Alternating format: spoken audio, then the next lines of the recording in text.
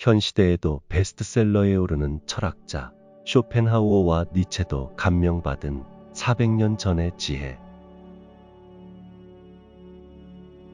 자신의 직장, 나이, 그리고 가족에게도 결점이 있을 수 있다. 만약 이런 결점들을 잘 관리하지 않아 모든 결점이 그대로 드러난다면 결점들은 추악한 인간을 만들어내고 만다. 모든 일은 자신감 하나면 충분하다. 반박하는 기술을 익혀라. 진실을 알 수 있는 가장 좋은 방법은 상대방을 당황하게 만드는 것이다. 미리 베푼 호의는 반드시 보답받는다. 뱀의 교활함과 비둘기의 순진함을 모두 지니되 상황에 따라 번갈아 이용하라. 필요 이상의 변명은 하지 마라. 윗사람을 이기려 하지 마라. 모든 승리는 증오를 낳는다. 따라서 윗사람을 이기려는 것은 멍청하며 위험한 짓이다. 우월한 감정은 언제나 혐오스러운 것인데 하물며 윗사람을 우월함으로 맞서는 것은 어떠하랴. 눈에 띄는 의상으로 잘생긴 외모를 가리는 것처럼 눈에 띄는 특별함으로 우월함을 감추는 기질을 발휘할 줄도 알아야 한다. 운 좋게 앞서가는 것을 허락하는 인격적인 사람을 만날 때도 있지만 대부분은 그렇지 않다. 가장 높은 지위에 있는 사람은 더 그렇다. 분별력이란 왕의 특권이며 그것을 요구하는 사람은 불경죄를 저지르는 사람이다. 자신을 도와주도록 허락할 때는 있지만 자신을 뛰어넘는 것은 허락하지 않는다. 왕은 자신이 깨닫지 못하는 것을 깨닫도록 인도해주는 사람을 원하지 않는다. 다만 자신이 잊고 있던 사실을 일깨우는 완곡한 조언만을 원할 뿐이다. 별의 가르침이 그러하다. 별은 태양의 자녀이고 태양처럼 빛나지만 절대로 태양의 광채에는 도전하지 않는다. 부는 잠깐일 뿐, 명예는 영원하다. 부는 변덕스럽지만 명예는 오랫동안 지속된다. 부는 이 생을 위한 것이지만 명예는 삶 이후를 위한 것이다. 부는 질투심에 맞서야 하지만 명예는 망각에 맞서야 한다. 부는 열망해야 하며 때로는 행운이 따라줘야 이룰 수 있지만 명예는 정직하게 주어지는 것이다. 명예욕은 자신의 정점에 달했을 때 생기며 과거부터 지금까지 거인들의 동반자다. 명예욕은 언제나 양극단으로 치닫는데 그 결과는 둘 중 하나다. 지나친 명예욕에 사로잡혀 끔찍한 괴물이 되거나 빛나는 천재가 되는 것이다. 잔꾀는 사용하되 악용하지 마라. 잔꾀는 즐겨하면 안 되고 이를 자랑스럽게 여겨서는 더더욱 안 된다. 진실하지 않은 것은 드러내지 말고 미움받을 만한 잔꾀는 더욱 들키지 않도록 해야 한다. 속임수를 쓰는 사람들이 많기 때문에 배로 주의해야 한다. 속임수가 불신을 조장하고 화를 부르며 복수심을 일깨우고 생각보다 더 많은 해를 초래하기 때문이다. 따라서 어떤 일이든 신중히 하라. 잔꾀를 부릴 때도 마찬가지다. 신중한 행동만큼 지혜로운 행동이 없다. 또 어떤 일이든 성공하려면 그 일에 확실히 통달하는 것이 가장 훌륭한 기술이라는 점도 기억하라. 사소한 단점도 내버려 두지 마라. 오점을 남기지 않는 것은 완벽함의 필수 조건이다. 육체적이든 도덕적이든 단점이 없는 사람은 거의 없다. 하지만 사소한 단점은 쉽게 고칠 수 있다고 생각하기 때문에 소홀히 하기 쉽다. 예리한 사람은 전반적으로 훌륭해 보이는 사람의 결점도 잘 본다. 구름 한 조각이 태양 전체를 가려버릴 수 있다는 사실을 기억하라. 악의를 가진 사람은 사소한 흠도 계속 들추어낸다. 따라서 명예에 사소한 흠이라도 있다면 그 흠을 감춰야 한다. 최고의 능력은 흠을 장식으로 바꿀 줄 아는 능력이다. 상대방에게 처음부터 모든 것을 내보이지 마라. 신비주의 전략은 당신의 가치를 높여줄 것이다. 눈앞에 놓인 카드패를 바로 이용하는 것은 쓸데없는 짓이다. 생각을 조금씩 드러낼수록 상대방은 기대할 것이고, 당신이 중요한 위치에 있다면 더 많은 관심이 쏠릴 것이다.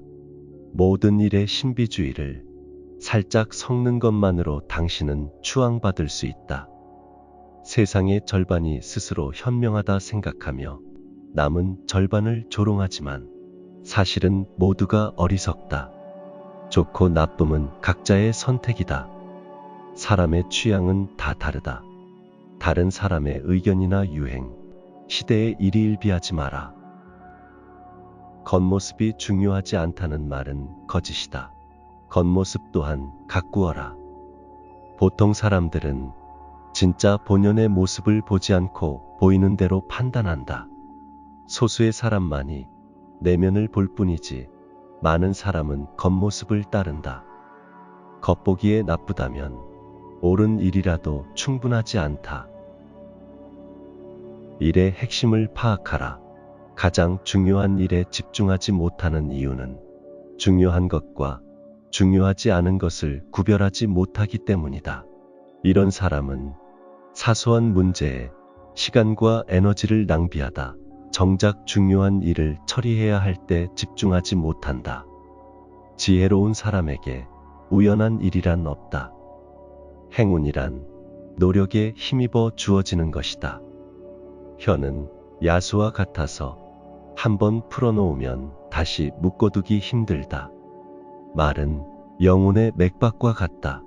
명의가 맥박만으로 사람의 건강 상태를 파악하듯 지혜로운 사람은 영혼의 건강을 판단할 때 영혼의 맥박, 즉 말을 먼저 살핀다. 말을 조심하지 않으면 최악의 상황을 겪는다. 현명한 사람은 말을 다스린다. 말을 아껴 쓸데없는 근심을 만들지 않고 당황스러운 상황에 빠지지도 않는다. 책임을 지면 그 일의 노예가 된다. 다른 사람보다 운이 더 많이 따라주는 사람도 있고, 항상 남에게 베풀며 사는 사람도 있다. 자유는 다른 어떤 선물보다 귀하다. 다른 사람이 당신에게 의지하게 만드는 것보다 누구에게도 구속되지 않는 게 낫다. 잃을 것이 없는 사람과 다투지 마라. 이런 사람과 다투는 것은 불공평한 싸움을 시작하는 꼴과 같다. 그 사람은 어차피 모든 것을 잃은 상태인데다 수치도 남아있지 않아 아무런 두려움 없이 싸움을 시작한다. 그러므로 온갖 종류의 무례를 범한다. 따라서 이런 위험천만한 일에 귀중한 명성을 걸지 말아야 한다. 그렇지 않으면 오랜 세월 쌓아놓은 것을 한순간에 잃을 수 있다. 아주 사소한 것이 그동안의 노력을 헛되게 만드는 법이다. 명예와 책임감이 있는 사람은 잃을 것도 많기 때문에 자신의 명성과 남의 명성을 잘 견주어 보다 아주 위태로운 순간에만 나선다. 동시에 신중하게 일을 처리하며 제때 물러나 자신의 명성을 보호한다. 승리하더라도 잃은 것을 만회할 수 없다는 사실을 잘 알기 때문이다. 항상 나를 존중하라. 자신 안에 있는 올바른 마음을 정직의 척도로 삼아라. 외부의 법이나 규칙보다는 자신에 대한 엄격함이 기준이 되게 하라. 외부의 권위를 두려워하는 마음에서가 아니라 자신을 존중하는 마음에서 부적절한 모든 것을 삼가라. 이것을 항상 명심하면 위대한 철학자 세네카의 가르침도 필요 없다. 반감을 억눌러라. 우리는 종종 사람을 제대로 알기도 전에 반감을 품는다.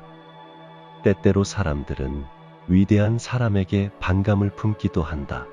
현명한 사람은 이런 감정을 잘 조절한다. 우리보다 뛰어난 사람을 증오하는 마음만큼 부끄러운 일도 없다. 위대한 사람을 따르면 덩달아 우리의 품격도 상승하지만 위대한 사람에게 반감을 품으면 그만큼 우리의 품격도 떨어진다. 본인의 일에 오롯이 홀로 만족하라. 현자는 스스로 만족하는 사람이다. 현자는 오롯이 홀로 모든 것을 자기 어깨에 이고 다닌다. 로마와 같이 발전한 나라를 대표할 만큼 뛰어난 사람은 홀로 자신을 감당할 위치에 있다는 뜻이다. 자기보다 더 뛰어난 재능과 취향을 가진 사람이 없는데 누구와 친구가 되겠는가?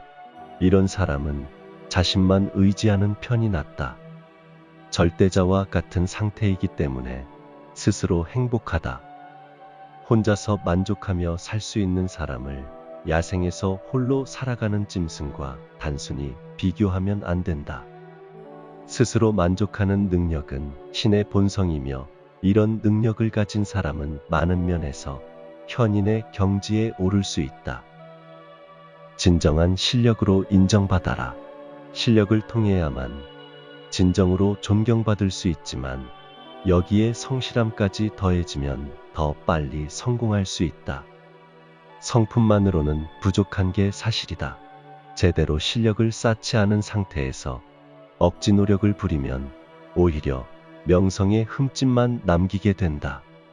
진정한 성공의 길은 억지로 인정받으려고 하는 모습과 위대한 업적을 남기려는 모습 사이에서 중도를 지키며 실력을 쌓는 것이다.